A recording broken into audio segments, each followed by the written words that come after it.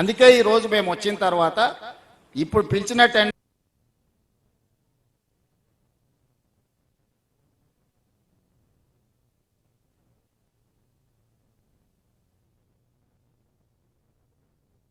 పెట్టిరా. పాలమూరు రంగారెడ్డి సర్వేకు ఆయన మొదలు పెట్టినా ఎవరు పెట్టిరు? వాళ్ళు అబద్ధాలే తింటారు, అబద్ధాలే గాలి పీల్చుకుంటారు. మొత్తం అబద్ధం అంటే వాళ్ళ నరాన అబద్ధం జీర్ణించకపోయింది. అబద్ధాలే తింటారు, అబద్ధాలే గాలి పీల్చుకుంటారు. మొత్తం అబద్ధం అంటే వాళ్ళ నరాన అబద్ధం జీర్ణించకపోయింది. ఈరోజు ఏ ప్రాజెక్టు దగ్గరికైనా పోదాం. ఇప్పుడు మీరు అబద్ధం జీర్ణించకపోయింది.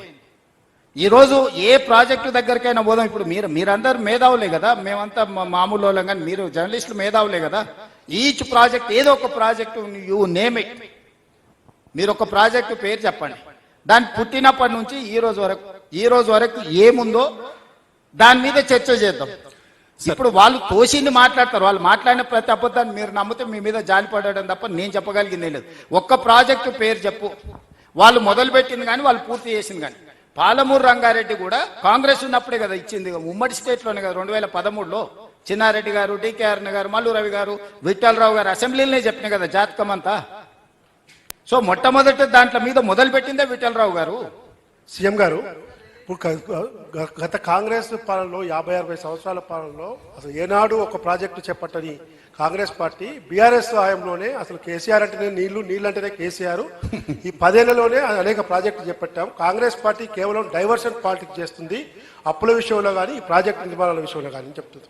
ఇప్పుడు రాములు గారు, కేసీఆర్ నీళ్ళే కేసీఆర్ అనేది అబద్ధం. కేసీఆరే సారానే కేసీఆర్ అంటే ఒప్పుకోవచ్చు, సోడానే కేసీఆరే సోడా అంటే ఒప్పుకోవచ్చు. నాగార్జున సాగర్ ఎవరు కట్టారు? ఎవరు మొదలు పెట్టారు? పండిత్ జవహర్లాల్ నెహ్రూ. కేసీఆర్ పుట్టిండో పుట్టలేదో కూడా నాకు తెలియదు. ఈ రోజున్న శ్రీశైలం ఎవరు మొదలు పెట్టారు? పండిత్ జవహర్లాల్ నెహ్రూ మొదలు పెట్టారు. ఉత్తర తెలంగాణలో ఉన్న ఎస్ఆర్ఎస్పి ఎవరు మొదలు పెట్టారు? పండిత్ జవహర్లాల్ నెహ్రూ గారు మొదలు పెట్టారు. జూరాల ప్రాజెక్ట్ ఎవరు మొదలు పెట్టారు? అంజయ్య గారు ఉన్నప్పుడు ఇందిరాగాంధీ గారు ప్రియదర్శిని జూరాల ప్రాజెక్టు కల్వకుర్తి ఎవరు మొదలు పెట్టినరు? 2003లో చంద్రబాబు నాయుడు గారు మొదలు పెడితే 2004లో జలయజ్ఞంలో విస్తరించి పనులు చేయించారు.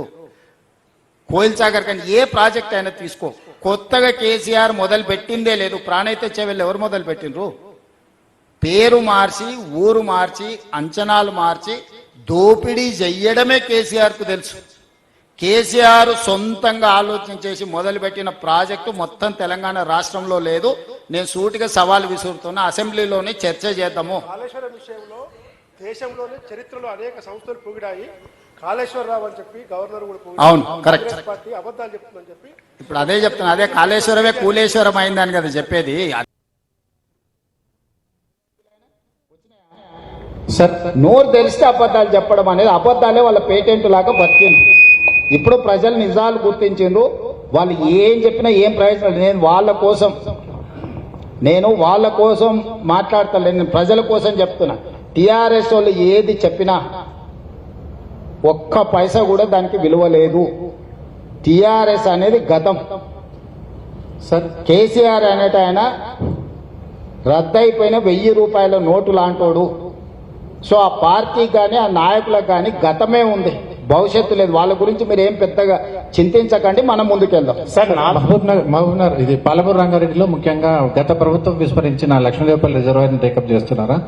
అదేవిధంగా జూరాల డౌన్ స్ట్రీమ్ లో జూరాల నుంచి శ్రీశైలం మధ్యలో వెల్టూరు గొందిమళ్ళ మధ్యలో బ్యారేజ్ కూడా ఒకటి ప్లాన్ ఉండింది. అది చేస్తే కూడా మీరు ఇంతకుముందు ఏదైతే భీమా కృష్ణానదుల మీద ఏదైతే లాభం పొందొచ్చు అన్నారో అది మొత్తం అటు ఇటు మన స్టేట్ లోనే లాభం పొందొచ్చు. ఇట్లాంటి 2 ప్రాజెక్టులు ఇప్పుడు ఉద్దండాపూర్ నుంచి లక్ష్మీదేవిపల్లి వరకు భూసేకరణ కోసం ఆదేశాలు ఇచ్చినాం. భూమి సేకరించకుండా ప్రాజెక్టు నిర్మాణాల జోలికి వెళ్ళాం.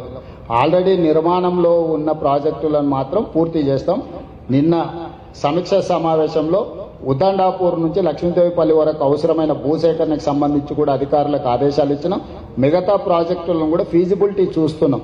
అంటే feasibility not only in construction, financial capability కూడా చూసుకోవాలి. మన దగ్గర ఉన్న ఆర్థిక వెసులుబాటు, మన దగ్గర అందుబాటులో ఉన్న నిధులను చూసుకొని పెండింగ్ ఉన్న ప్రాజెక్టులను పూర్తి చేసుకొని జాతికి అంకితం చేసి కొత్త ప్రాజెక్టులను తీసుకోవాలనేది మా ఆలోచన.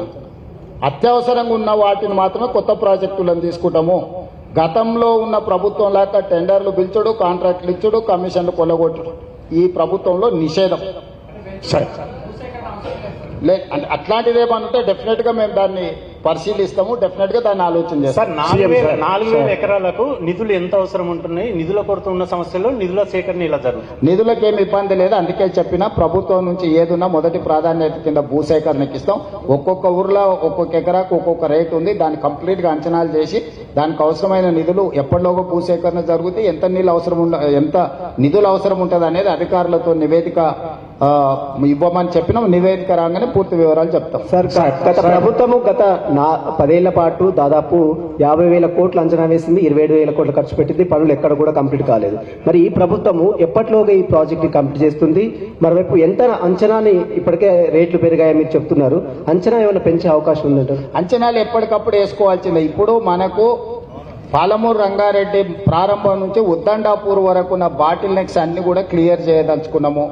నెక్స్ట్ జూన్ లోపల వీలైనంత వరకు వీటిని 100% చేసి ట్రంక్ కెనాల్స్, రిజర్వాయర్లు కంప్లీట్ చేస్తాం. బ్రాంచ్ కెనాల్స్ మిగతా అన్ని కూడా తర్వాత టెండర్లు పిలవాల్సింది. ఇప్పుడు పిలిచినా ఇడవడానికి నీళ్లు లేవు, ఇవ్వడానికి నిధులు లేవు. సో ఇప్పుడు ఉన్న పంపులు, లిఫ్టులు, కెనాల్స్, రిజర్వాయర్లు 100% నెక్స్ట్ 1 year లో కంప్లీట్ గా 100% పూర్తి చేసే పని పెట్టు. మా అధికారులు డిసెంబర్, జనవరి వరకు అయిపోతాయి సార్ అని చెప్తున్నారు. కానీ నేను 2027 జూన్ లోపల పాలమూరు రంగారెడ్డి ఉద్దండాపూర్ వరకు అవసరమైన కర్వేన కానీ మిగతా అన్ని రిజర్వాయర్లను పూర్తి చేసుకుంటూ సమస్యలు పరిష్కరించుకుంటూ ఉద్దండాపూర్ వరకు నీళ్లను తరలించే పని చేస్తాం.